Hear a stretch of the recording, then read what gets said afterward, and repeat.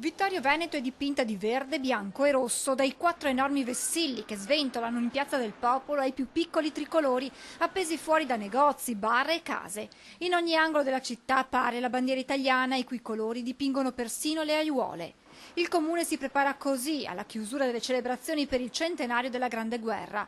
La giornata di domani sarà caratterizzata da vari momenti, a partire dal mattino, con l'amministrazione comunale impegnata a rendere omaggio ai caduti. Farà la visita ai caduti deponendo un fiore e una corona di fiori qui a Vittorio Veneto in piazza a 7 monumenti. Nel pomeriggio uno dei momenti più attesi, quando verranno presentate 13 opere di altrettanti artisti di paesi 100 anni fa belligeranti, installazioni come questa, limbo dell'unico artista italiano presente, installazioni che rimarranno patrimonio della città.